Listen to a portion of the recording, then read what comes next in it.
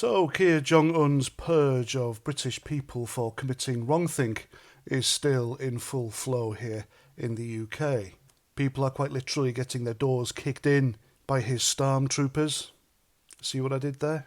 No? Anyway, his police force or service are still dragging people out of their homes for saying the wrong things on Facebook, and the latest is anti-establishmentism. Did I say that right? Establishmentism, is that a word? You know what I mean.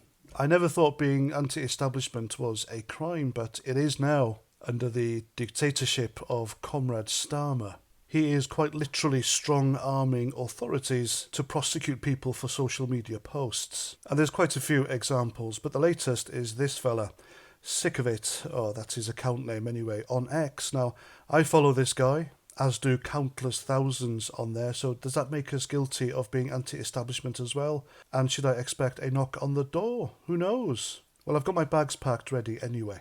It's gotten that bad that people are getting in touch with the Free Speech Union for advice. And looking at their social media page and their website, they're backing the majority of them. So the mainstream media have outed the guy behind the Sick of It Twitter page. I'm not going to name him on here, but they've gone with this headline. A 40-year-old man has appeared in court charged with publishing written material online to stir up racial hatred. This fellow was arrested on Sunday afternoon by Lincolnshire Police. The charge relates to posts made from a social media account, the one I've just shown you, and Nottingham Magistrates Court heard the posts were alleged to contain anti-Muslim and, yes, anti-establishment rhetoric.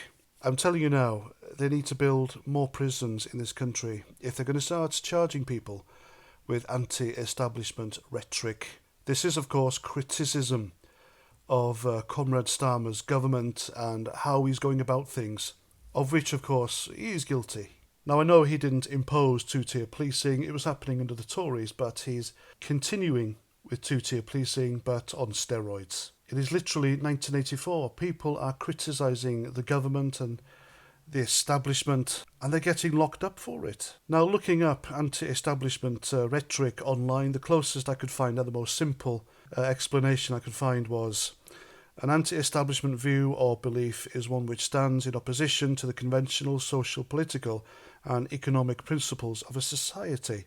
I'm guilty of that. I really am guilty of that. We're all guilty of that. Anyway, it goes on. The term was first used in the modern sense in 1958 by the British magazine New Statesman to refer to its political and social agenda. So, Keir Starmer's Labour government are now prosecuting people for a term coined by a magazine back in the 50s, which it used to describe its political point of view. And that's it. This is really dangerous, folks. This is quite sinister. It's insidious. It's very Soviet. And I think Keir Starmer he's radicalising people against his government. And his government is quite toxic to the established order. Now, the established order is, of course, the authorities, the monarchy, the police, justice system, etc. And if people hated them before, well, they hate them even more now, thanks to him. Like someone said on X the other day, we've got Arnold Rimmer as our Prime Minister. Arnold Rimmer was, of course, the strict arsehole hologram out of BBC's Red Dwarf comedy programme.